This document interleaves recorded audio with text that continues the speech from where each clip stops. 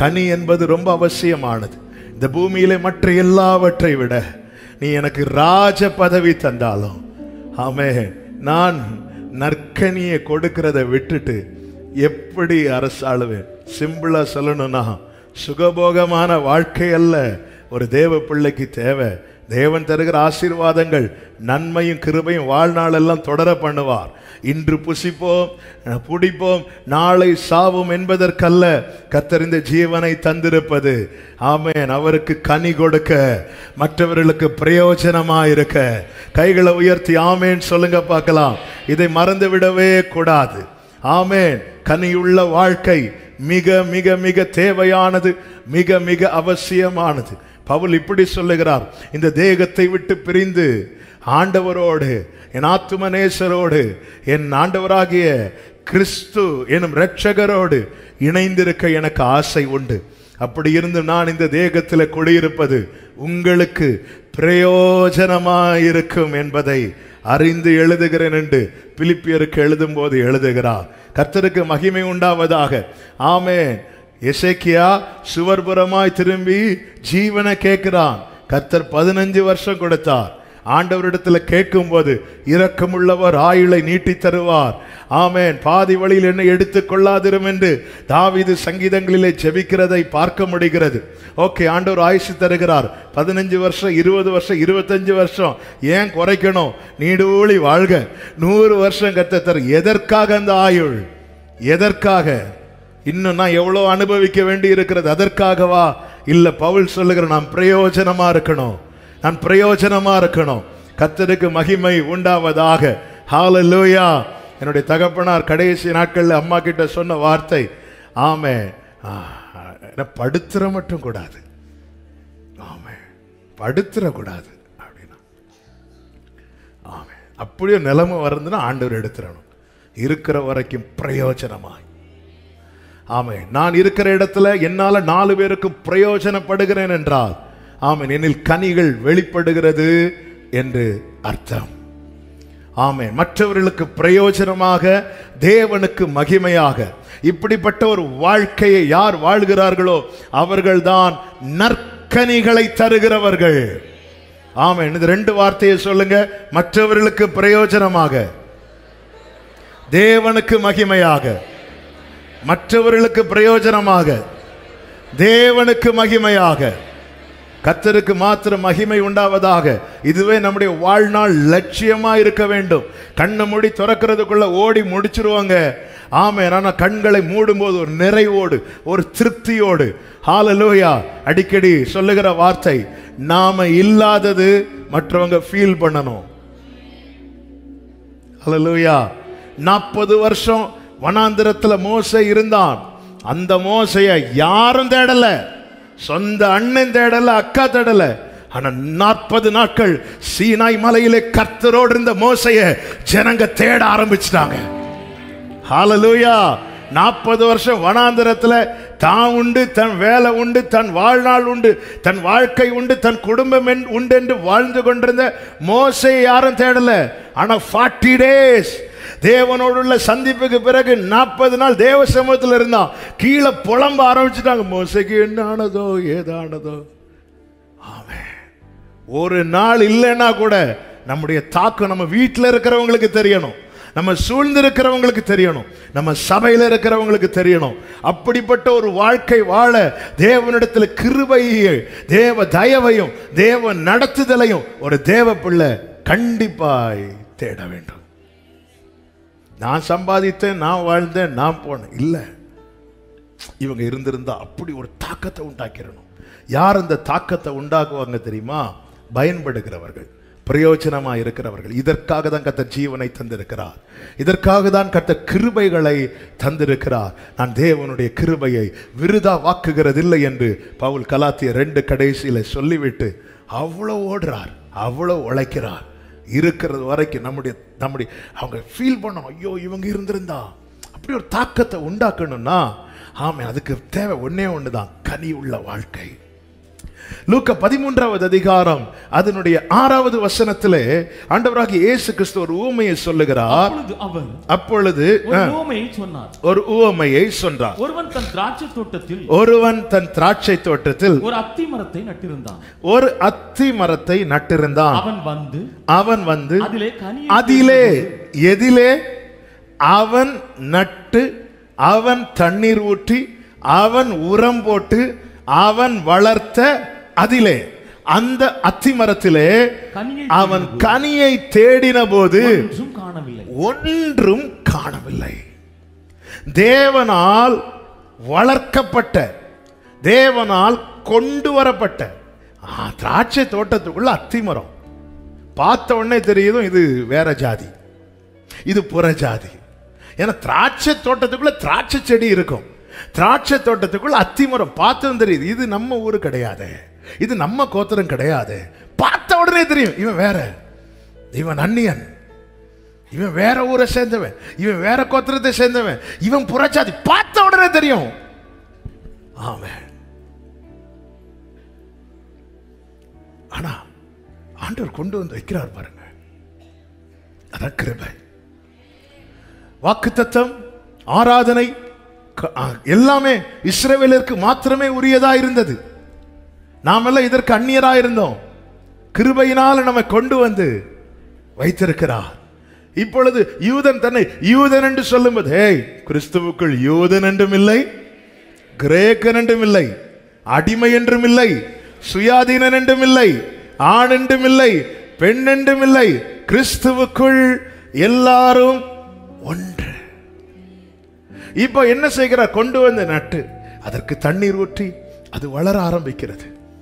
ஆமே, 3 வருடம் கழித்து, அப்ப எக்ஸ்பீரியன்ஸ் இருக்கு, அதுக்கு 3 வருட அனுபவம் இருக்கிறது, அது வளருகிறது, வளர்ச்சி இருக்கிறது, அனுபவம் இருக்கிறது. வளர்ச்சியும் அனுபவமும் நம்மை பராமரிக்கிறவரை திருப்திப்படுத்தாது. அவர் வந்து அதிலே கனியை தேடுகிறார். நாம் தேவனால் கொண்டு வரப்படுகிறவர்கள், கொண்டு வரப்பட்டவர்கள், பரலோக மன்னாவை புசித்து வளர்ந்தவர்கள், ஞான பானத்தை, கண்மலையின் தண்ணீரை குடித்து தாகம் தீர்த்தவர்கள். சொல்லலாம், நான் எனக்கு இத்தனை வருஷம் அனுபவம் இருக்கிறது, எனக்கு இந்த அளவுக்கு வளர்ச்சி இருக்கிறது. தேவன் இதை வைத்தல்ல மதிப்பிடுவது, தேவன் வந்து கனியை தேடுகிறார். வேதம் சொல்லுகிறது, ஒன்றும் காணப்படவில்லை. எவ்வளவுதான் வளர்ந்தாலும், எவ்வளவு பெயர் புகழ் கிடைத்தாலும், என்ன சம்பாதித்தாலும், இத்தனை வருட பழக்கம் இருந்தாலும், அனுபவம் இருந்தாலும், நாங்கள் 4 தலைமுறை கிறிஸ்தவர்கள் தெரியுமா என்று சொல்லி மார்த்தட்டி கொண்டாலும், கர்த்தர் விரும்புகிற கனி ஒன்றும் நம்முடைய வாழ்க்கையில் இல்லை என்றால் நாம் வாழ்கிற வாழ்க்கை அர்த்தமே இல்லாதது. கனி இல்லாத வாழ்க்கை, அர்த்த பிரயோஜனம் இல்லாத வாழ்க்கை, அர்த்தமற்ற வாழ்க்கை. மார்க்கு சுவிசேஷம் 11வது அதிகாரம் அதனுடைய 13வது வசனத்திலே ஆண்டவராகிய இயேசு கிறிஸ்து நடந்து வரும்போது, அப்பொழுது இலைகளுள்ள ஒரு அத்தி மரத்தை தூரத்திலே கண்டு அதில் ஏதாகிலும் அகப்படுமோ என்று பார்க்க வந்தார். அத்திப்பழ காலமா இராதபடியினால் அவர் அதனிடத்தில் வந்தபோது அதில் இலைகளை அல்லாமல் ஒன்றையும் காணவில்லை. அத்திமரம் காலையில் இல்லை. இந்த அத்திமரம் ஆண்டு நடந்து போகும்போது தூரத்திலிருந்து பார்க்கிறார் ஒரு மரத்தை. அத்திமரங்கள்ல பல வெரைட்டி இருக்கிறது. அதுல ஒரு வெரைட்டி மரம் என்ன அப்படின்னா, இலை கனி இல்லாத காலத்துல இலைகள் நல்லா இருக்கும், செழிப்பா இருக்கும். அந்த இலைகள் அசைவதையும் அந்த இலைகளின் தோற்றத்தையும் பார்த்தா தூரத்திலிருந்து பார்க்கிறவங்க என்ன சொல்லுவாங்கன்னா, கண்டிப்பா இதுல என்ன இருக்கு? கனி இருக்குது. இந்த அத்திமரம் இயேசுவையே ஏமாத்துன அத்திமரம். தூரத்திலிருந்து பார்த்தா இந்த அத்தி மரத்துல நல்ல பாட்டு இருக்கு, நல்ல ஆராதனை இருக்கு, நல்ல ஜபம் இருக்கு, நல்ல பைபிள் வாசிக்கிறது இருக்கிறது, இன்னும் ஏன் அந்நிய பாஷை எல்லாம் இருக்கு. தூரமா போனவர் சரி இந்த இலை அசையது பார்த்து எதுக்கும் கிட்ட போய் பார்க்கலாம். கிட்ட வந்து அவர் நிறைய கனிகள்லாம் தேடலையா அதுல, ஏன்னா இது கனி உள்ள காலம் இல்ல. ஆனா இது அசைற அசைவுக்கு இது கிட்ட கண்டிப்பா ஒரு கனியாவது இருக்குன்னு சொல்லிட்டு அந்த வசனத்தை பார்த்தீங்கன்னா, அவர் அதனிடத்தில் வந்தபோது அதில் ஏதாகிலும், சில மரத்துல கனிகள் நிறைந்திருக்கும், அது பார்த்தாலே தெரியும். சில மரத்துல இலைகளுக்கு இடையிலெல்லாம் கனி இருக்கும், அது தேடுனாதான் கடைக்கு. தூரத்துல இருந்து பார்த்து இல்ல நினைச்சிட்டார், ஒருவேளை உள்ள இது போடுற சத்தத்துக்கு அட்லீஸ்ட் ஒரு இவங்க பண்ற கூத்துக்கு அட்லீஸ்ட் வெறும் இலை, கனி இல்ல. எபேசு சபையை பார்த்தீங்கன்னா லிஸ்ட் போடும்போது ஃபர்ஸ்ட் எபேசுவை போட்டார். ஏன்னா நிறைய இலை, சுத்தி இலை உன் கிரியைகள். அதனால அவர் தூரமா இருக்கல. எபேசு சபைக்கு எங்க இருந்து தம்மை வெளிப்படுத்துகிறார்னா குத்து விளக்கின் மத்தியில உலா. கிட்ட வந்து பார்த்தாதான் தெரியுது, மேல இருந்து கீழே வர இலைகள் மட்டும்தான் இருக்குது, ஒரு கனிய கூட. எல்லாம் ரைட்டு தான்ப்பா, ஆகிலும் ஆதியில் கொண்டிருந்த அன்பை விட்டாலே கனி அவுட்டுன்னு அர்த்தம். அப்படியே கனி இருக்கிறது மாதிரி நம்ம காண்பித்தால் அதெல்லாம் கெட்ட கனி. காரணம் விசுவாசம், நம்பிக்கை, அன்பு, இம்மூன்றும் நிலைத்திருக்கிறது. இவைகளில் அன்பை நல்ல இலை. நம்ம இலைகளில் திருப்திப்படுகிறோமா? அப்பா இன்னைக்கு காலையில இந்த எபேசு சபை வந்து இலைகளில் திருப்திப்படுகிறது. அதனாலதான் கிரியெல்லாம் ரொம்ப ரொம்ப யாராவது, அதனாலதான் நினைக்கிறேன், இன்று வேதம் வாசித்தீர்களா அப்படி கேட்டோன்னே கை தூக்கணும். நம்ம சர்ச்சில் ரெகுலரா அப்படி கேட்க ஆரம்பிச்சுட்டா அன்னைக்காவது படிச்சுட்டு வந்துடுவாங்க. ஆமாவா இல்லையா? இன்று ஜெபம் செய்தீர்களா உடனே கை தூக்கிடணும். ஸ்கூல்லாம் படிக்கும்போது ஹோம்ஒர்க்லாம் செய்யாமல் போயிட்டோன்னா நெஞ்சு பக்கு பக்குன்னு இருக்கும். ஐயோ மேடம் கேட்டுறக்கூடாது, சார் கேட்டுறக்கூடாது. என்ன கேட்டுறக்கூடாது? ஹோம்ஒர்க் கேட்கட்டும். அப்படி அந்த ஒரு 40 நிமிஷம் 1 hour முடிச்சுட்டு கேட்கலன்னா, இதே இது ஹோம்ஒர்க் செஞ்சுட்டு போயிட்டோன்னு வைங்களா, சே இவர் இன்னும் கேட்கலையே, இன்னும் கேட்கல, கேட்டுட்டாங்கன்னா முதலா. அதான் இந்த சபை, எபேசு சபை. இன்னைக்கு அநேகர் இப்படிதான். இன்னைக்கு மட்டும் யாராவது கேட்க மாட்டாங்களா? பைபிள் யார் இந்த வருஷம் சீக்கிரம் முடிச்சிங்கன்னு கையை முதல்ல. இலை நிறைய இருக்கு, நிறைய இலை. 12 மணி நேரம் ஜெபம், 24 மணி நேரம் ஜெபம், நெடுமுழங்கால் ஜெபம், தண்ணீர் கூட குடிக்காத ஜெபம், ஆனா கூட இருக்கிறவங்கள்ட்ட பேசாத ஜெபம். நான் ஒன்று நிறைய கேட்கல, அட்லீஸ்ட் ஏதாகிலும் ஒண்ணு. இல்லைன்னா இல்லைன்னு சொல்லிடணும். அவர் உருவாக்குவார். இருக்கிறது போல காட்டுனா சவிச்சிட்டு போயிட்டார். உள்ளதை உள்ளதென்றும் இல்லாததை நியாயப்படுத்திட்டு இலையை காட்டிட்டு இருந்தா சவிச்சிட்டு போயிட்டார். நல்ல கனிகொடா மரங்கள் எல்லாம் வெட்டுண்டு, நல்ல கனிகொடா மரங்கள் எல்லாம் வெட்டுண்டு அக்கினியில் போடப்படும். ராஜா ராஜா வருகிறார், ஆயத்தமாகும். ஆமென். ராஜா வருகிறார், ஆயத்தமாகும். இயேசு வருகிறார், இயேசு வருகிறார், எதிர்கொண்டு செல்லும். ஆமென். இயேசு வருகிறார், எதிர்கொண்டு செல்லும். நான் என்னதான் ஊழியம் செஞ்சாலும், எத்தனை பாட்டு எழுதி பாடினாலும், எத்தனை இடத்துக்கு போனாலும் தேவன் எதிர்பார்க்கிற கனியனில் இல்லை என்றால் இவ்வளவும் பண்ணி வேஸ்ட். வேலைக்காரன் கூலிக்கு பாத்திரன், ஊழியத்துக்குள்ள கூலியை தந்துட்டு விட்டுருவார், கிளம்பும் பாரு.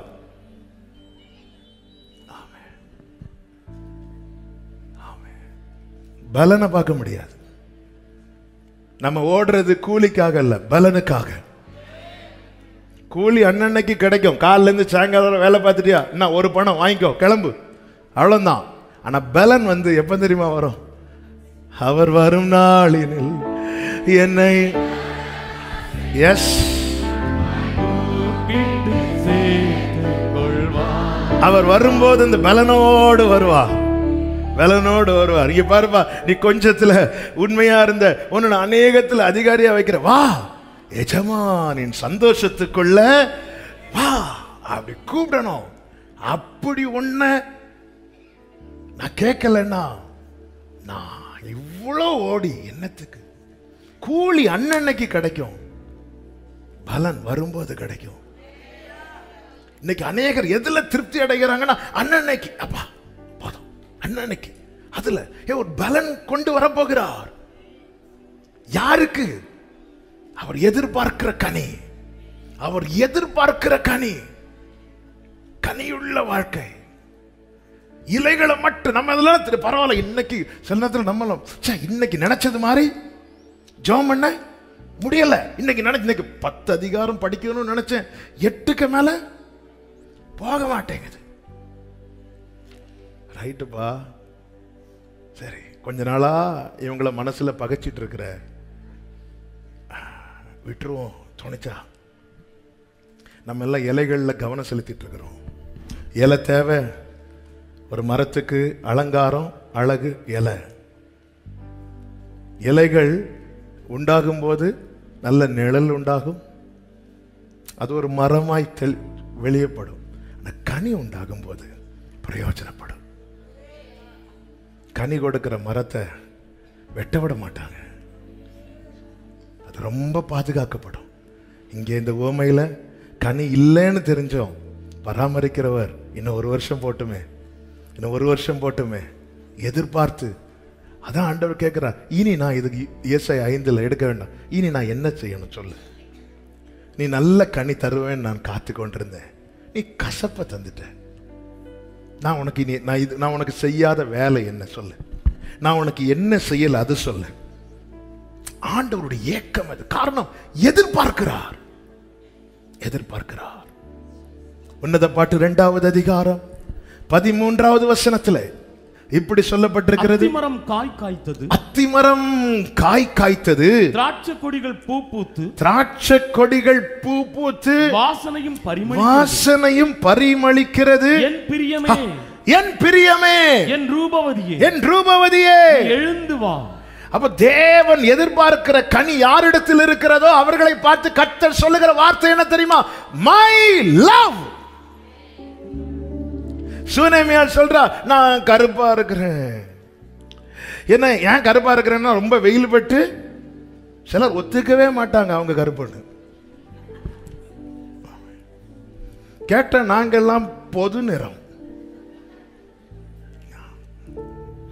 சுனேமியால ஒத்துக்க மாட்டான், நான் கருப்பா இருக்கிறேன். நாங்கெல்லாம் அது ஏன்னா எங்க வீட்டில் இருக்கிறவங்க என்ன வெளியே வச்சுட்டாங்க. ஆனா ஆண்டவர் சொல்றாரு, மை ஃபேர் ஒன், என் ரூபவதியே. அப்போ தேவன் விரும்புகிற கனி வந்துட்டுனா அவர் எப்படி பார்க்கிறாருன்னா, என்ன அழகா இருக்கிறான், என் ரூபவதியே எழுந்து.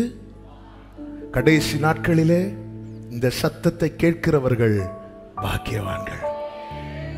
2000 வருடத்துக்கு முன்பதாக இயேசு வந்தபோது மொத்தமான அழைப்பு, எல்லாருக்குமான அழைப்பு. வருத்தப்பட்டு பாரம் சுமக்கிறவர்களே, நீங்கள் எல்லாரும் என்னிடத்தில் வாருங்கள். இனி அவர் வரும்போது அந்த அழைப்பு குறிப்பிட்ட சிலருக்கு மாத்திரமே கேட்கும்.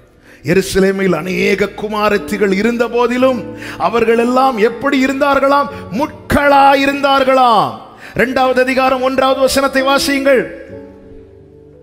2வது வசனம், முள்ளுகளுக்குள்ளே லீலி புஷ்பம் எப்படி இருக்கிறதோ அப்படியே எனக்கு பிரியமானவளும் இருக்கிறாள். அந்த பிரியமானவள் இப்பொழுது நித்திரை பண்ணுகிறாள். கர்த்தருடைய வருகை தாமதிக்குமானால் நாமும் நித்திரை தான் செய்வோம். அதனுடைய 7வது வசனத்தை வாசியுங்கள். எருசலேமின் குமாரத்திகளே, எனக்கு பிரியமானவளுக்கு மனதாக மட்டும் நீங்கள் அவளை டிஸ்டர்ப் பண்ணாத, அவ தூங்கட்டும். விழிக்க பண்ணாமலும் எழுப்பாமலும் இருக்கும்படி வெளிமான்கள் மேலும் வெளியின் மறைகள் மேலும். அதனாலதான் சிலருக்காக நம்ம எவ்வளவு ஜெபம் பண்ணாலும் ஆண்டவர் வந்து டிஸ்டர்ப் பண்ணாதேம்பார். டிஸ்டர்ப் பண்ணாத, தூங்கட்டும், எனக்கு பிரியமானவள் தூங்கட்டும். தூங்க வைக்கிறார், தூங்க வைக்கிறார். அவருடைய வேளை வரும்போது ஹல்லேலூயா, அவர் எப்படி கூப்பிடுவாரா? என் பிரியமே, என் ரூபவதியே, எழுந்து வா. அவ என்ன சொல்லுவாளா? ஆமென், கர்த்தருக்கு மகிமை உண்டாவதாக. 10வது வசனத்திலிருந்து வாசிங்க. என் நேசர் என்னோட பேசி, என் பிரியமே, என் ரூபவதியே, எழுந்து வா. எழுந்து வா. 13வது வசனம். அத்திமரம் காய் காய்த்தது, காட்சி கொடிகள் பூ பூத்து வாசனையும் பரிமளிக்கிறது. என் பிரியமே, என் ரூபவதியே, நீ எழுந்து வா. 14வது வசனம். கண்மலையின் வெடிப்புகளிலும் சிகரங்களின் மறைவிடங்களிலும் தங்குகிற என் புறாவே, உன் முக ரூபத்தை எனக்கு காண்பி, உன் சத்தத்தை நான் கேட்கட்டும். உன் சத்தம் இன்பமும் உன் முகரூபம் அழகுமாயிருக்கிறது என்றார். 17வது வசனத்தை வாசிங்க. என் நேசரே, பகல் குளிர்ச்சியாகி நிழல் சாய்ந்து போகும் வரைக்கும் நீ திரும்பி குன்றும் பிளப்புமான கண்மலைகளில் குதித்து வரும் கலைமானுக்கும் ஏக்கத்தோடு கண்களை மூடுகிறாள். அவளுடைய நம்பிக்கை என்ன? அவளுடைய எதிர்பார்ப்பு என்ன? அவருக்குரிய கனி இருக்கிறது. 7வது அதிகாரம், உன்னத பாட்டு 7வது அதிகாரம் 12, 13 வசனங்கள். அதிகாலையிலே திராட்சை தோட்டங்களுக்கு போவோம், திராட்சை கொடி துளிர்த்து பூ மலர்ந்ததோ என்றும் மாதுளஞ்செடிகள் பூ பூத்ததோ என்றும் பார்ப்போம். நேசத்தின் உச்சிதங்கள். ஆண்டவரே வாங்க, நேத்தை விட இன்னைக்கு கொஞ்சம் மாற்றம் இருக்க பாருங்க. நீங்க நட்ட மரம்பா, நீங்க தண்ணி ஊற்றி வளர்த்தின மரம் பூ பூத்திருக்கா? இந்த விஷயத்துல என்கிட்ட கொஞ்சம் மாற்றம் வந்திருக்கிறதா? போன வருஷம் நான் இந்த காரியத்தில் ரொம்ப கழுத்தை கடினப்படுத்திட்டு, இருதய கடினப்படுத்திட்டு இருந்தேன். வாங்க ஆண்டவரே, ஏதாவது சேஞ்ச் தெரியுதா ஆண்டவரே? ஏதாவது மாற்றம் இருக்கிறது? வாங்க ஆண்டவரே, காலையில் அதிகாலையில போவோம், வந்து பார்ப்போம். ஆமா, ஏதாவது மாற்றம் இருக்குதா? ஏதாவது மாற்றம் இருக்குதா? ஏதாவது சேஞ்ச்? எனக்கு ஒரே ஆசைதான்ப்பா, என் நேசத்தின் உச்சிதங்களை உமக்கு தரணும். என் நேசத்தின் உச்சிதங்களை உமக்கு தருவேன். என்ன நேசத்தின் உச்சிதம்? Finest love. எது நேசத்தின் உச்சிதம் என்பது என்ன? அடுத்த வசனத்தை வாசி. தூதாயும் பழம் வாசனை வீசும் நமது வாசல்களிடையே புதியவைகளும் பழையவைகளுமான சகலவித அருமையான கனிகளும் உண்டு. என் நேசரே, அவைகளை உமக்கு வைத்திரு. நேசத்தின் உச்சிதம் என்பது என்ன தெரியுமா? ஐ லவ் யூன்னு சொல்றது இல்ல, கனியுள்ள வாழ்க்கை. அதனால அவ என்ன சொல்றான்னா, வந்து பாருங்க, ஆரம்பத்துல இருந்து என்ன பாருங்க, ஏதாவது பூ பூத்து, ஏதாவது சேஞ்ச் தெரியுதா? என்னுடைய கோபமான சுபாவத்துல ஏதாவது ஒரு மாற்றம் தெரியுதா பாருங்க. இல்லைன்னா இன்னும் நறுக்க வேண்டியத நறுக்குங்க. எனக்கு ஒரே ஆசைதான், என் பிரியமே ரூபவதி என அழைத்திடும், கேட்டு அவர் பின்னே ஓடிடுவே, அவர் சமூகத்தில். இலைகள் இருக்கிறது, நல்ல இலைகள் இருக்கிறது. ஒரு கூட்டம் இவங்க தவறாம வந்துருவாங்க, காணிக்க கரெக்டா கொடுத்துருவாங்க, கரெக்டா காலை ஜெபம், மத்தியான ஜெபம், நைட்டு ஜெபம் ஓடும். பைபிள் டைம் கிடைக்கும் போதெல்லாம் பைபிள் படிப்பாங்க, நல்ல அந்நிய பாஷை பேசுவாங்க, நல்ல ஊழியம் செய்வாங்க, நல்ல இலைகள் இருக்கிறது. ஆனால் கர்த்தர் விரும்புகிற கனி. நீ காணிக்க செலுத்த வரும்போது உன் பேரில் உன் சகோதரனுக்கு ஒரு குறைவு இருக்குமானால் அந்த ஆட்டுக்குட்டியை பலிபீடத்தில் வச்சுட்டு போய் ஒப்புரவாகிட்டு வா. கனி வந்து ரொம்ப முக்கியம். நம்ம தேவனுக்கு கொடுக்கிற நேசம் கனியுள்ள வாழ்க்கை.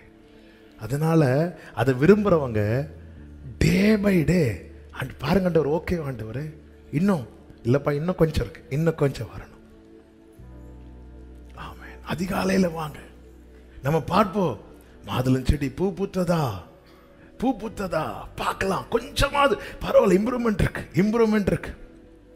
ஒரு ஹாஸ்பிட்டலில் அட்மிட் பண்ணப்பட்டவங்க, ஒருத்தங்க அட்மிட் பண்ணப்பட்டிருக்கிறாங்கன்னா அவங்க உறவினர்கள் வெளியே நின்று டாக்டர்ஸ் வரும்போது அவங்க வாயிலிருந்து கேட்க விரும்புகிற வார்த்தை என்ன தெரியுமா? கொஞ்சம் இம்ப்ரூவ்மெண்ட் இருக்கிறது. நான் அவர்கிட்ட சரண்டர் பண்ணியிருக்கிறேன், எனக்கு அவர்கிட்ட இருந்து சர்டிபிகேட் வேணும்.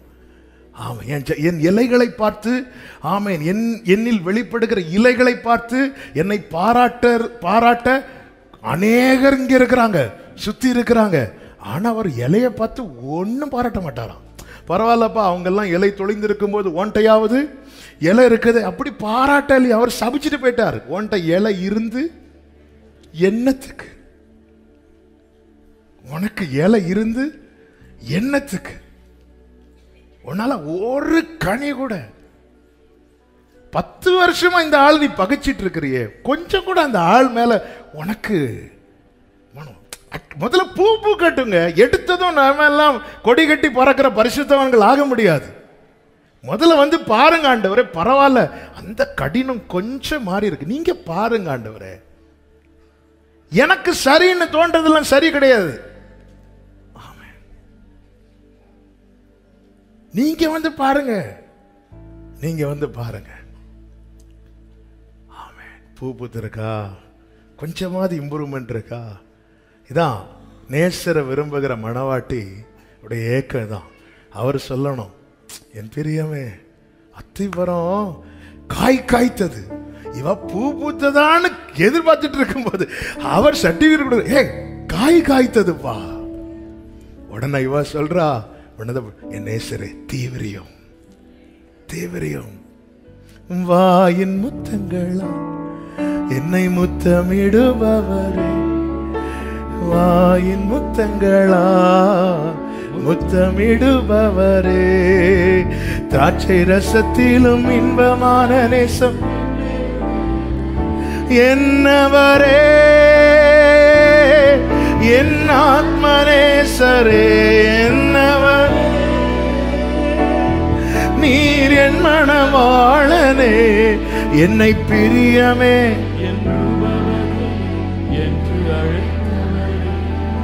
எந்த தாயின் கருவிலே என்னை தெரிந்தெடுத்தவரே, வீணன் என்று பலர் தள்ளின போதனை. ஆமென். எப்படி வணையப்பட விரும்புகிறீர்கள்? என் நேசர் என்னை பார்த்து மை லவ்னு சொல்ற அளவுக்கு நான் வணையப்பட விரும்புகிறேன். மை லவ், என் பிரியமே. ஹல்லேலூயா. எல்லாரும் எத்தனை எருசலேம் குமாரத்திகள் இருந்தார்கள், ஆனா இவ்வளவு ஏன் இங்க கனி இருக்கு? ஆண்டவரே, நேசத்தின் உச்சிதங்களை அதிகாலையில் நான் எழுந்து என் நேசரோடு நடந்து என் நேசத்தின் உச்சிதத்தை தருவே,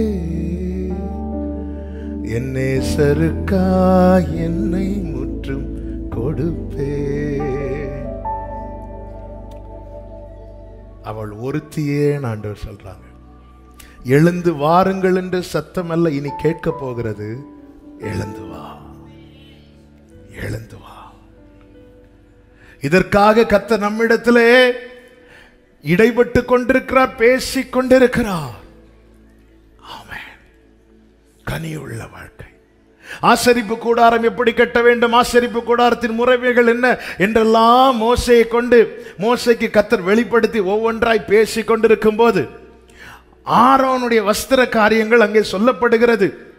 சொல்லும்போது அது எப்படிப்பட்டதா இருக்கும், அநேக காரியங்கள் சொல்லிவிட்டு கடைசியில் என்ன சொல்றார்னா, யாத்திராகமம் 28வது அதிகாரம் அதனுடைய 33, 34 வசனங்கள். அதன் கீழோரங்களில், அதன் கீழ், அதாவது மேல இருந்து சொல்லிட்டு வர, ஏபோத் இருக்கணும், மார்க்கவசம் இப்படி இருக்க வேண்டும், தோல்ல முத்திரைகள், அதாவது இந்த சைடு 6 கோத்திரத்தின் பெயர்கள், இந்த சைடு 6 கோத்திரத்தின் பெயர், மார்பிள், இப்படி மேல இருந்து தலைப்பாகை முதல் கீழே வர ஒவ்வொன்னா ஒவ்வொரு காரியத்தை சொல்லிவிட்டு அந்த வஸ்திரத்தின் கீழோரங்கள்ல என்ன இருக்கணுமா, இளநீல நூல், இளநீல நூல், ரத்தாம்பர நூல், ரத்தாம்பர நூல், சிவப்பு நூல், வேலையால் செய்யப்பட்ட மாதுளம் பழங்களையும், மாதுளம் பழங்களையும், அவைகளுக்கு இடையிடையே, அவைகளுக்கு இடையிடையே சுற்றிலும் சுற்றிலும் பொன்மணிகளையும் அதன் ஓரங்களில் சுற்றிலும் தொங்கும்படி பண்ணி வைக்க வேண்டும். இவங்க மற்றவர்கள் எங்க நிக்கிறவங்கன்னா பிராகாரத்தில் நிக்கிறவங்க, ஆரோன் எங்க நிக்க போறவன்னா பக்கத்துல நிக்க போறவன். ஆண்டவர் பக்கத்துல நிக்கும் போது இங்க பாருப்பா உன் வஸ்திரம், அது பழைய பாடு ஒவ்வொன்றும் ஒவ்வொன்று அடையாளத்தை காண்பிக்கிறது, ஒவ்வொரு அர்த்தங்களை குறிக்கிறது. நீ கீழே ஓரங்கள்ல குண்டு குண்டா மணிகளை கட்டி தொங்க விட வேண்டும். ஆனா மணி மட்டும் இருக்கக்கூடாது, அதன் ஒவ்வொன்றுக்கு இடையில ஒரு மணி ஒரு மாதுளம், ஒரு மணி ஒரு மாதுளம், ஒரு மணி ஒரு மாதுளம், இப்படி இருக்கணும். இப்படிதான் உள்ள வரணும். அவன் சாகாதபடிக்கு இதை செய்ய கடவன் என்று கடைசியில் சொல்லி முடிக்கிறார். மணி எதை காட்டுதுன்னா சத்தத்தை காட்டுது. மாதுளம் எதை காட்டுதுன்னா கனியை காட்டுது. இன்னைக்கு அநேகர் மணி அடிக்கிறதோட ஸ்டாப் பண்ணிடுறாங்க. இந்த சர்ச்சில் நான் தான் ரொம்ப சத்தம் போடக்கூடிய, மணி அடிக்கிறதோட ஸ்டாப். ஆண்டவர் சொல்றார், நீ பக்கத்தில் நிற்கக்கூடியவன். வெறும் மணி சத்தம் மட்டும் போதாது, ஒவ்வொரு மணிக்கு அடுத்து பழம் இருக்கணும், கனி இருக்கணும். கனி இருக்கணும். பிரவேசிக்கும் போது கனி இல்லாம உள்ள வந்துராதேங்கிறார். இன்னைக்கு மணி அடிக்கிறதுல திருத்தி. நான் காலையில் 1/2 மணிக்கு ஒரு மணி அடித்தேன், நைட்டு மீண்டும் 1/2 மணிக்கு ஒரு மணி அடித்தேன். என் கையெல்லாம் நான் கை அடிக்கிறதுல ரத்தம் வந்துரும் பிரதர். அவருக்கும் ரத்தம் வருது. நம்ம எல்லாம் இந்த மணி அடிக்கிறதுலான தானே. கொஞ்சம் மணி அடித்தா 1000 ஸ்தோத்திர புக் எடுத்து வச்சு கொஞ்சம் மணி அடித்தா அப்பாடா. ஏன் சிஸ்டர் டல்லா இருக்கிறீங்க? இன்னைக்கு 900 தான் சொல்ல முடிந்தது, இன்னும் 100 அதுக்குள்ள வேலை வந்துட்டு. இன்னைக்கு நம்ம இதுல திருப்தி அடிக்கிறோம்னா அந்த மணி அடிக்கிறதுல. ஆண்டவர் சொல்றாரு, ஒவ்வொரு மணிக்கு அடுத்து கனி இருக்கணும். ஏன்னா நீ எங்கேயோ நிற்கக்கூடியவன், நீ என் பக்கத்தில் நிற்கக்கூடியவர். கர்த்தர் தம்முடைய இரத்தத்தால் நம்மை கழுவி ராஜாக்களாகவும் ஆசாரியர்களும் ஆக்கி இருக்கிறார். நீ ஆசாரியன் தான், நீ ஊழியக்காரன் தான். ஆனா உன்ட கனி இல்லைன்னா என் பக்கத்திலே வராதுன்றார்.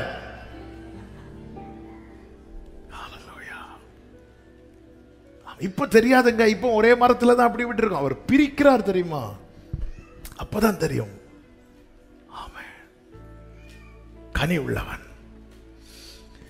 ஆபிரகாமை பார்த்து கர்த்தர் சிநேகிதன், மை ஃப்ரெண்ட் அப்படிங்கிறார். ஏன் தெரியுமா? அவன் விசுவாச வீரனான இல்லையா? இல்ல, அவன் வாக்குவாதம் பண்ண மாட்டான். ஒரு இட நெருக்கடி லோத்துக்கும் ஆபிரகாமுக்கும் வந்த போது ஆபிரகாம் பரவ நமக்குள்ள வாக்குவாதம் வேண்டாம், உனக்கு என்ன வேணுமோ எடுத்துக்கோ, நீ அந்த பக்கம் போ, நான் இந்த பக்கம் போயிடுறேன். அவன் ஃப்ரெண்டு, கர்த்தர் சொன்ன ஃப்ரெண்ட். எனக்கு கனி வெளிப்படுத்திட்டான். மோசையை பார்த்து அவன் உண்மை உள்ளவன், முகமுகமா பேசுறார். ஏன் தெரியுமா? ஆமென். ஆரோனும் மிரியாமும் அவனுக்கு விரோதமாக எழும்பின போது சைலண்ட் ஆயிட்டார். யோசேப்பை பார்த்து கனி தரும் செடி என்கிறார். ஏன் தெரியுமா? எல்லாரை விட அவன் உயர்ந்த ஸ்தானத்தில் இருந்ததுனால இல்ல, பழிவாங்கல்ல. பழிவாங்கல்ல. சகோதரர்கள் கையில கிடைத்ததும் பழிவாங்கல்ல. சகோதரர்கள் செஞ்சது தீங்கு. ஆனா யோசேப்பு என்ன சொல்றாரு தெரியுமா? நீங்க தீங்கு செய்ய நினைச்சீங்கன்னு தான் சொல்ல, நீங்க செய்யலன்ட்டார். நீங்க எனக்கு தீமை செய்தீர்கள் என்று யோசேப்பு சொல்லல, நீங்க தீங்கு செய்ய நீங்க நினைச்சீங்க. நீங்க அப்படி என்ன பண்ணிட்டு, அப்போ அதன் அர்த்தம் என்ன? அவங்க செஞ்சதை அவன் மனசுல வைக்கல. சிம்பிள், அவ்வளவுதான். நீங்க தீங்கு, நீங்க கூடி பேசினது எனக்கு ஞாபகம் இருக்கு, அடுத்து என்ன செய்தீங்கன்னு. அவன் தாங்க கனி உள்ளவன். யோசேப்பு கனி தரும் செடி. அவங்க செஞ்சதெல்லாம் எனக்கு மறக்க முடியுமா? போச்சு. மனிதன் செய்த தீமையை மறக்கிறதுக்கு ஒரே வழிதான் இருக்கிறது. சொல்லுங்க சொல்லுங்க, தேவன் செய்த நன்மையை நினைக்கணும், அவ்வளவுதான். மனிதன் செய்த தீமையை விட தேவன் செய்த நன்மை அதிகம் என்று சொல்றவங்க மட்டும் வலது கரத்தை உயர்த்தி ஆமேன்னு சொல்லுங்க.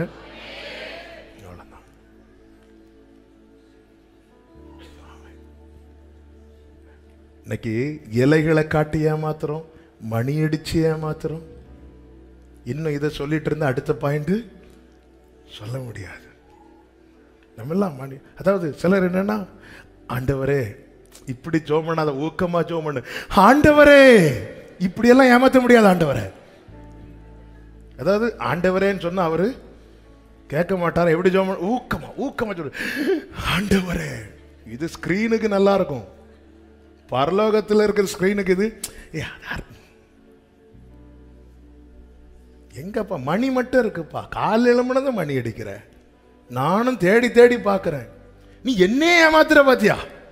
மனுஷனுக்கு உள்ளத்தில் இருப்பதை கர்த்தர் அறிந்து யாரையும் நம்பி இணங்கல்ல. இதுதான் இயேசு கிறிஸ்துவை குறித்து யோவான் 2 சொல்லப்பட்டிருக்கிறது. அப்படிப்பட்டவரையே அத்திவரவை இலையை காட்டி பக்கத்துல வர வச்சுட்ட. நீ எவ்வளவு பெரிய ஆளா இருக்கிற.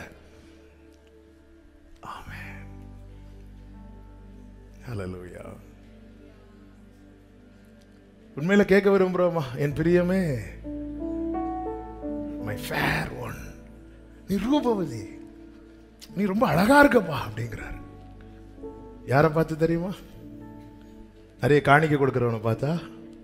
யாரை பார்த்து? நிறைய சத்தம் போடுறவனை பார்த்தா? இல்ல நிறைய மணி அடிக்கிறவங்களை பார்த்தா? கனி, கனி. ஏன்னா எங்க இருந்து ஆரம்பிக்கிறோம்? ஆண்டவரே ஏதாவது மாற்றம் இருக்கு ஆண்டவரே, நான் இத்தனை வருஷம் ஆராதிக்கிறேனே, இவ்வளவு நாள் கிருபையில வாழ்ந்துட்டு இருக்கிறேனே, உங்க தயவுல பிழைத்து கொண்டிருக்கிறேனே, ஏதாவது சேஞ்ச் எனக்குள்ள இருக்குதா? ஏதாவது மாற்றம் இல்லைன்னா எப்படிப்பா எனக்கு அந்த உச்சிதமான நேசத்தை தர முடியும்? தேவன் தந்த உச்சிதமான நேசம் என்ன தெரியுமா? அவருடைய குமாரனை கொடுத்தது. நாம கொடுக்கிற உச்சிதமான நேசம் என்ன தெரியுமா? கனி உள்ள வாழ்க்கையை கொடுப்பது.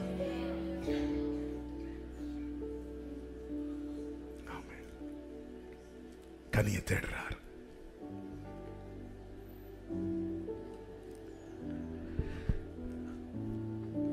மத்தேயு 7வது அதிகாரம் 16 முதல் 20 வரை உள்ள வசனங்களை படித்தால் தெரிகிறது. கனிகளினாலே அவர்களை அறிவீர்கள். முட்செடிகளில் திராட்சை பழங்களையும் முட்பூண்டுகளில் அத்திப்பழங்களையும் பறிக்கிறார்கள். 17வது வசனம், அப்படியே நல்ல மரம் எல்லாம் நல்ல கனிகளை கொடுக்கும், கெட்ட மரமோ கெட்ட கனிகளை கொடுக்கும்.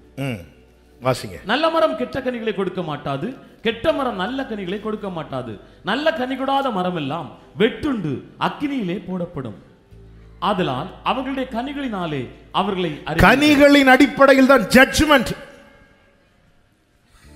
கர்த்தருடைய நாள் சமீபமாயிருக்கிறது.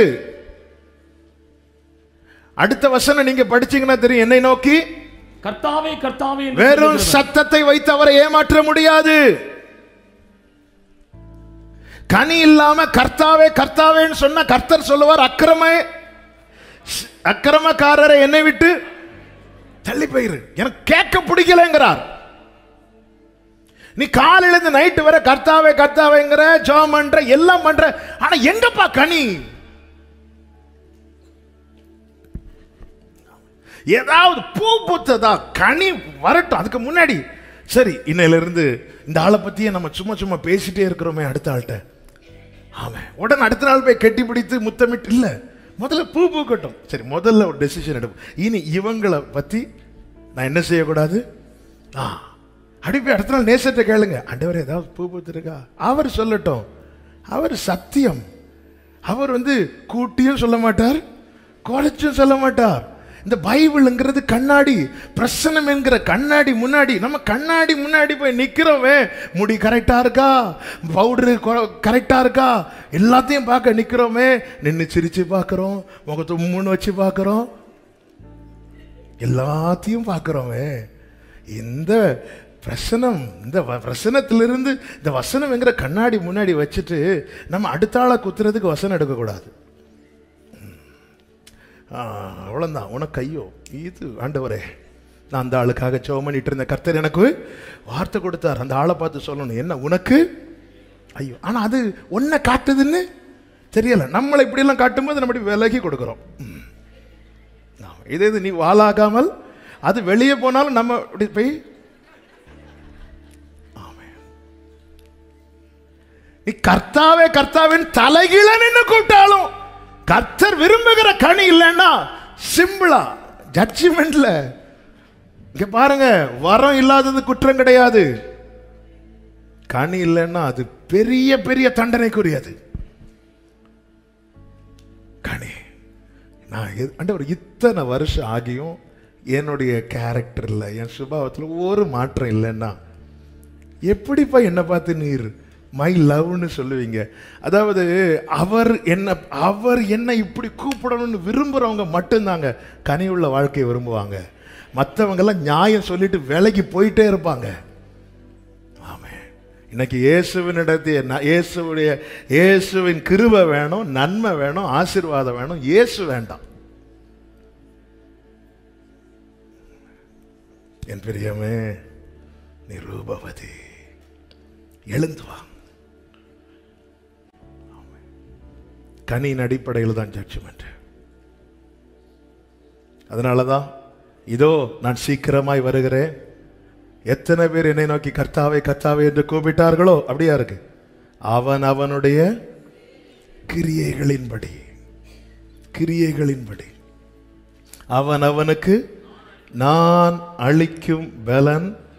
நல்லா புரிஞ்சுக்கோங்க, மரம் வெட்டி போட்ட பிறகு எல்லா ஹோப்புமே போயிட்டு இனி இந்த மரத்தில் கனி உண்டாகுமா? ஒரே ஹோப் என்ன தெரியுமா? இன்னும் நிர்மூலமாகாமல் இருக்கிறோம். எதற்காக? இந்த ஒரு வருஷம் போட்டோம், கனி கொடுத்தா சரி, கனி கொடுக்கலன்னா. அதனாலதான் யோவானை கொண்டு ஆவியானவர் எழுதுகிறார், பிள்ளைகளே நீங்கள் பாவம் செய்யாதபடிக்கு இதை நான் உங்களுக்கு சொல்லுகிறேன். ஒருத்தர் பாவம் செய்யும் போது அவர் என்ன செய்கிறார்? எப்படி பரிந்து பேசுவார் பாருங்க. ஒரு பிள்ளை ஸ்கூல்ல தப்பு பண்ணி பேரண்ட்டை அழைத்துட்டு வர சொல்லும் போது அந்த பெற்றோர் போய் என்ன சொல்லுவாங்கன்னா, இப்படி பண்ணா உங்க பையனுக்கு நாங்கள் டிசி தான் கொடுக்க வேண்டி வரும், உடனே டிசி கொடுத்து விடுங்க. அவன் அப்படி இல்லை, சாரி சார், இந்த ஒரு வாட்டி விட்டுருங்க, இனி அவன் இந்த தப்ப இதான் பரிந்து பேசுறது. அவன் அப்படிதான் செய்வான், என் பிள்ளை அப்படிதான் செய்வான். அப்படி கிடையாது அதுக்கு பேர். அதனால இந்த வசனம் எப்படி ஆரம்பிக்குதுன்னா, பிள்ளைகளே வாசிங்க 1 யோவான் 2:1.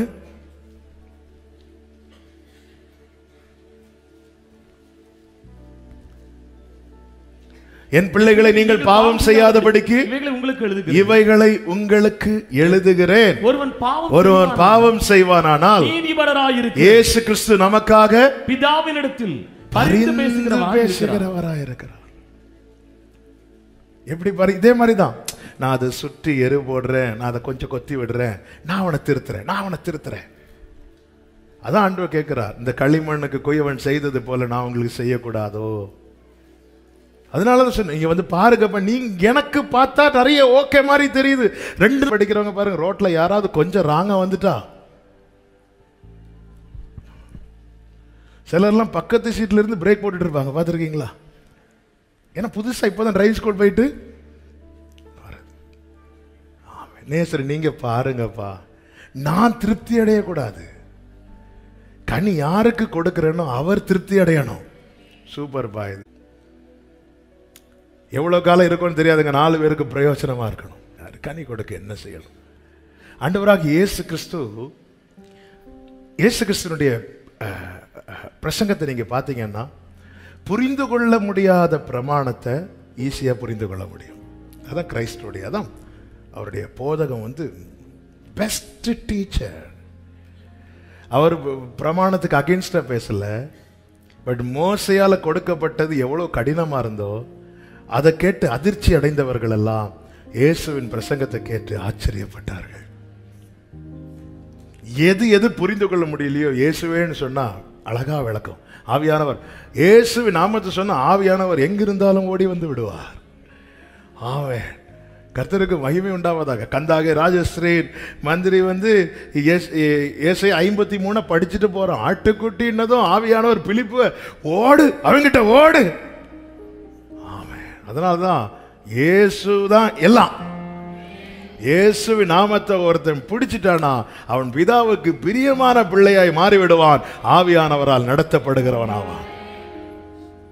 இயேசுவை விட்டுட்டு வேற எதையுமே பிடிக்க முடியாது. இயேசுவை பற்றி கொள்ளுகிறவன் பிதாவுக்கு பிரியமான பிள்ளையாய் மாறுவான், ஆவியானவரால் நடத்தப்படுவான். ஆண்டவராக இயேசு கிறிஸ்து சீஷர்களை பார்த்து சொல்கிறார், யோவான் 15:4-5 வசனங்கள். என்னில் நிலைத்திருங்கள், என்னில் நிலைத்திருங்கள், உங்களில் நிலைத்திருப்பேன். abide in me. அவ்வளவுதான். நீ என்ன சார்ந்துக்கோ, என்னை சார்ந்திரு.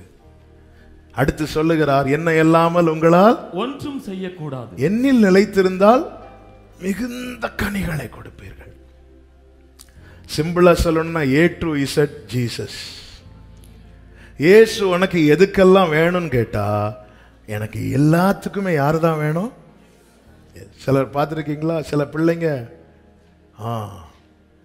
காலையிலிருந்து நைட்டு வர ஒன்று அம்மா வேணும், இல்லைன்னா அப்பா வேணும். எல்லாத்துக்குமே ஒரு தேவ பிள்ளை இதை உள்வாங்கணும். நிலைத்திருக்கிறதின் அனுபவத்தை அநேக வேதம் காண்பித்தாலும் புரியும்படியாக வேதத்திலிருந்து ஒரு பகுதியை எடுத்து சொல்லி செபிக்க விரும்புகிறேன். ஆதியாகமம் 1-2 அதிகாரங்களில் ஆமாம் எடுக்கணும்னு கூட இல்லை, எல்லாம் தெரிந்த பகுதி. நீங்கள் நல்ல இந்த வார்த்தைகளை கவனித்தால் போதும். சார்ந்து இருக்கிறது என்பது ஆண்டவர் யாரை முதலாவது படைத்தார்? ஆதாமா ஆபிரகாமா? சிலர் அப்படியும் ஒருவேளை பழைய ஏற்பாடே படிக்காதவங்களுக்கு முதல்ல யாரை தான் சொல்லுவாங்க? ஏன்னா புதிய ஏற்பாடு யாரிலிருந்து ஆரம்பிக்குது? ஆபிரகாம். அதனால தான் பைபிளை ஒழுங்கா வாசிக்கலைன்னா தப்பு தப்பா எழுதி மார்க் கிடைக்காது. நான் படித்தேன் புதிய ஏற்பாட்டில் இப்படி தான் வருது, ஆபிரகாமின் தேவனும். ஏன்னா ஆளு இன்னும் பழைய ஏற்பாட தொடல. இப்போ நான் கேட்டதும் சிலர் யோசிக்க ஆரம்பிச்சிட்டீங்கல்ல. சிலர் அப்படி ஒன்றும் தெரியாம வெளிப்படுத்தின விஷயத்தை பார்த்துட்டு இருக்கீங்க.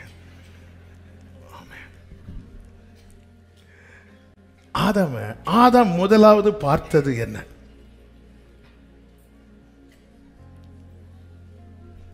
ஆதாம் முதலாவது எதை பார்த்தான்? சரி விடுங்க, நீங்க அப்படியே நேரத்தை இழுக்கிறீங்க, நல்லா தெரியுது. கர்த்தர் மண்ணினாலே உண்டாக்கிட்டு அப்படி ஓதுறார். இப்பதான் ஆதாம் என்ன செய்கிறான்? கண்ணை அப்படி திறக்கிறான். கண்ணை திறந்தது அவன் முதல்ல யாரை பார்த்திருப்பான்? ஆண்டவரை பார்த்திருப்பான். சார்ந்து இருக்கிறவனுடைய முதல் அடையாளம் என்ன தெரியுமா? ஆதியிலே தேவன். In the beginning God, in the beginning word. ஒருத்தன் ஒன்று ஆரம்பிக்கும் போதே கண்ணு அங்கதான் அவர் சமூகத்தில் தான். முதல்ல அவனுடைய பார்வையே வார்த்தை தான். ஆதியிலே தேவன், வேற எதையும் இல்லை. தனக்கு 1000 காரியங்கள் இருக்கட்டும், நான் விழிக்கும் போது உமது சாயலால். ஏன்னா அவர் ஊதினால தான் கண்ணை திறந்தான். ஆமென். அவருடைய சுவாசம் பட்டு எப்படி அன்று ஆதாம் கண் திறந்தானோ அப்படிதான் ஒவ்வொரு நாளும் அவருடைய கிருபை பட்டு நாம கண் திறக்கிறோம். போனராவினில் ஜீவித்தோர் பலர் பூமி விட்டுமே போய்விட்டார். நம்மளை விட ஆரோக்கியமா இருந்து நேத்து இருந்த அநேகர் இன்னைக்கு இல்ல. என்றாலும் நமக்கு இந்த நாளையும் தந்த நேசரை. அதான் கிருபை. இன்னைக்கு காலையில மட்டும் அவர் ஊத மறந்துட்டார்னா நமக்கு ஊதி இருப்பாங்க. நாம் கண் விழித்தது ஆரோக்கியத்தினாலையா, சுகத்தினாலையா, பலத்தினாலையா? மரணத்துக்கு நமக்கு எத்தனை இதோட முடிந்ததுன்னு நினைத்த தருணங்கள் எத்தனை. கிருபை விலகாதையா, கிருபை. அவர் கண்ணை திறக்கிறார். கண்ணை திறந்து நம்முடைய ஒவ்வொரு நாளும் கண்ணை திறந்ததும் நம்முடைய தேடலும் நம்முடைய பார்வையும் அப்பா அப்பா. இப்பதான் ஆதாம் பிறக்கிறான், ஆதாம் உருவாக்குறார். அடுத்து கர்த்தர் என்ன செய்யறார் பாருங்க. நீங்க நல்லா கவனிச்சீங்கன்னா 6ஆம் நாள்ல வேறு சிலவற்றை சிருஷ்டித்து விட்டு கடைசியில தான் யாரை படைக்கிறார்? மனிதனை படைத்ததுமே நீங்க பைபிள் எப்படி முடியுதுன்னா சாயங்காலமும் விடியற்காலம், அன்னைக்கு ஈவினிங் ஆயிட்டு. அப்போ ஆதாம் ஆதாமுடைய ஃபர்ஸ்ட் டே என்ன சொல்லுங்க பார்க்கலாம். ஆதாமுடைய ஃபர்ஸ்ட் டே தான் ஆண்டவருடைய 7th டே. 7வது நாளில் கர்த்தர் என்ன செய்துட்டு இருந்தாரா? ஓய்ந்திருந்தாருன்னு அர்த்தம். ஆதாம் நீ அந்த ரூம்ல படுத்து தூங்கு, நான் இந்த ரூம்ல இல்ல. அந்த ஓய்வு நாள் என்பது என்ன தெரியுமா? கர்த்தர் ஆதாமை கூட்டிட்டு போய் ஒவ்வொன்றா காட்டி கொடுக்கிறார்.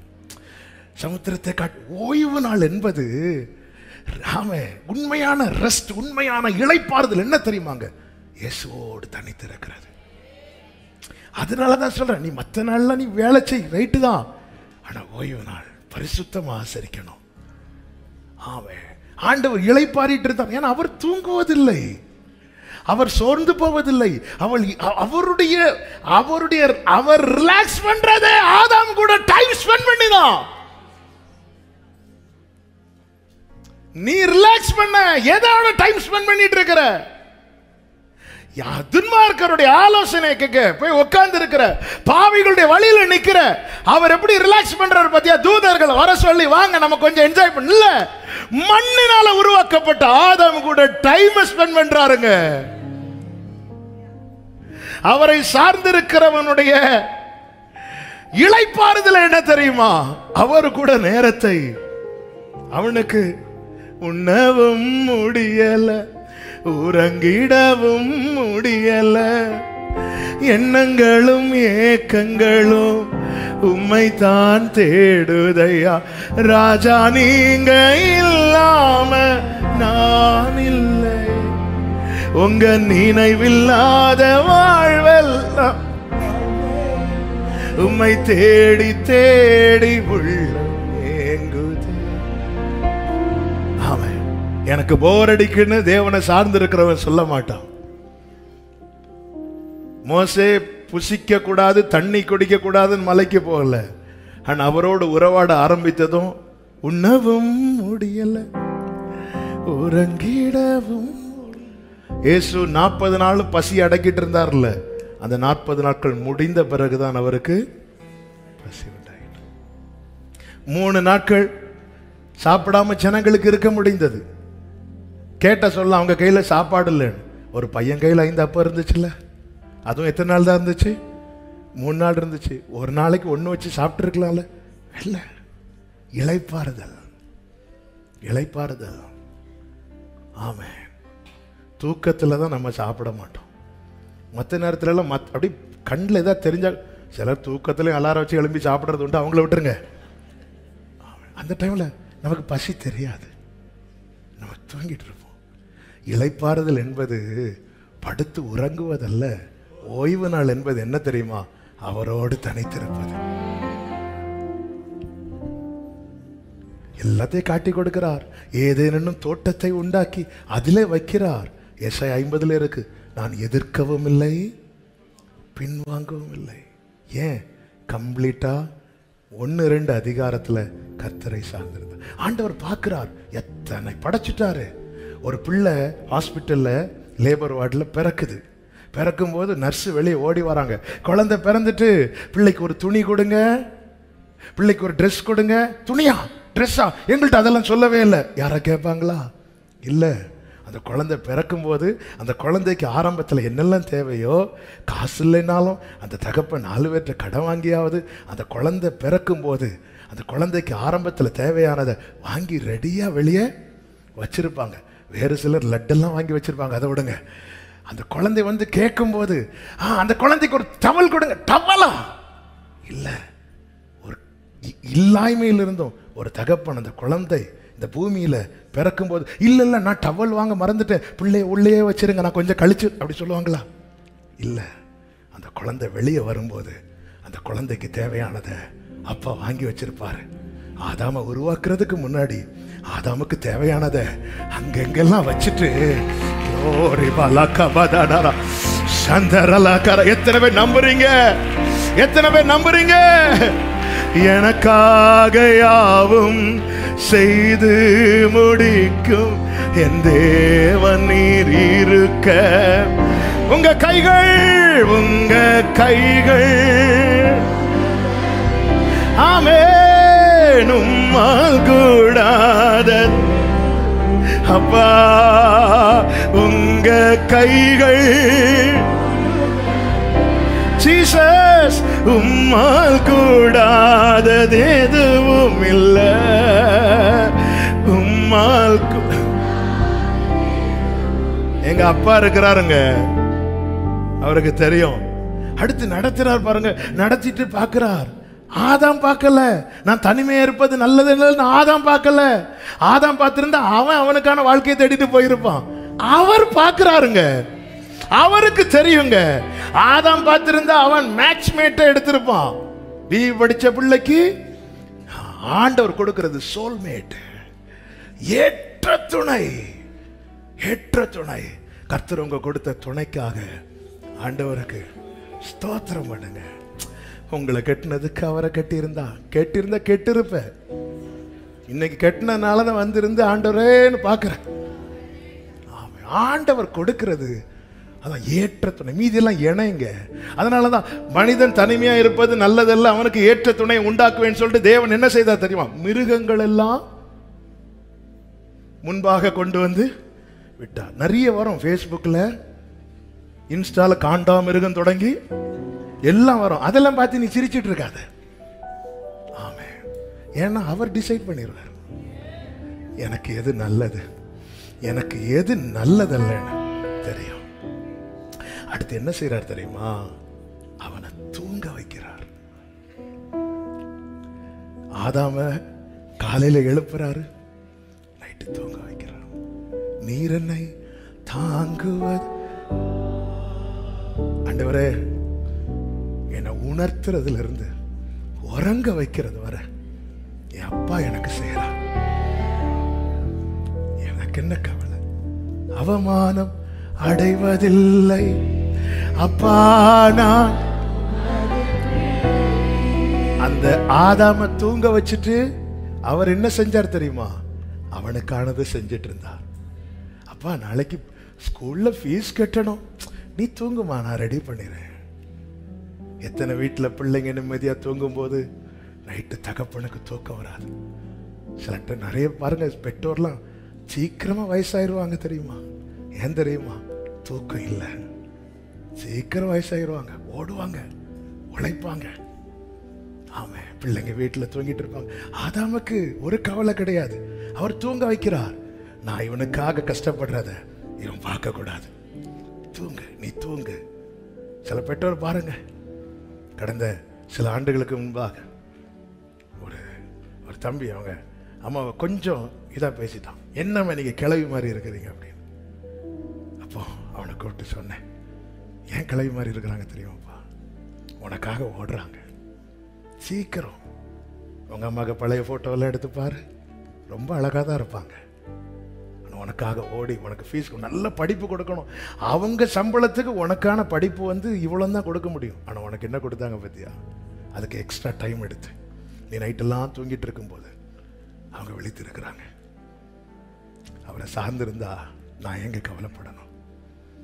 பார்த்துக்கொள்வா. ஒரு மனிதனுடைய வீழ்ச்சி எங்க ஆரம்பிச்சு தெரியுமா? 3வது அதிகாரத்துல சுயத்தை சார்ந்திருக்க ஆரம்பிச்சிட்டான். ஆதாம் வந்தா, உனக்கு எதுக்கு தேவன்? உனக்கு எதுக்கு இன்னொருத்தர் தேவை? உன்னை எழுப்புறதுல இருந்து தூங்க வைக்கிறது வரை உனக்கு ஆள் தேவையா? இந்த பழத்தை நீ சாப்பிடு, உன் கண் ஓப்பன் ஆயிரும், நீ தேவன் ஆயிருவ. ரைட்டு தானே? அப்புறம் நான் ஏன் இன்னொரு ஆளை சார்ந்திருக்கணும்? எப்பொழுது சுயத்தை சார்ந்திருக்க ஆரம்பித்தானோ, கர்த்தரை சார்ந்திருந்த போது அவன் விருட்சங்கள் நடுவில் இருந்தான். சுயத்தை சார்ந்திருக்க தொடங்கினதும் முட்களுக்குள்ளே போறான். ஆமா தானே? நமக்கு தான் இப்ப நல்ல வேலை இருக்குது, நமக்கு தான் இவங்க சப்போர்ட்டா இருக்கிறது. நம்ம எதுக்கு? நான் எதிர்க்கவும் இல்லை, பின்வாங்கவும் இல்லை. ஒரு தேவ பிள்ளையுடைய வெற்றி எங்க தெரியுமா இருக்கு? அவர் சார்ந்து இருக்கிறதுல. என்ன காலையில எழுப்புறதுல இருந்து நைட்டு தூங்க வைக்கிறது வரை அவர் சித்தப்படி. ஹே, நீ இப்படி இருக்கிற, உனக்கு வயசாகுது, இப்படி இருக்கிறது நல்லதில்லை. அவருக்கு தெரியும், அவருக்கு தெரியும். என்னை உருவாக்கினவருக்கு தெரியும். நான் மண் என்று நினைவுக்கு வருது, என்னை பொடியாம இதுவரை பாதுகாத்தவருக்கு தெரியும். என கேட்டுக்கொண்டிருக்கிற அன்பு சகோதர சகோதரி, அவர் எவ்வளவு நல்லவர் தெரியுமா? நாம் அறியாத நம்முடைய வாழ்க்கையில் வந்த வீழ்ச்சி தேவனால் வந்ததில்லை, நம்ம சுயத்தை சார்ந்திருக்கிறது. பரவாயில்ல, பொல்லாதவர்களாகி நீங்களே உங்க பிள்ளைகளுக்கு நல்ல ஈவுகளை கொடுக்க அறிந்திருக்கும் போது பரமபிதா, ஆமென்.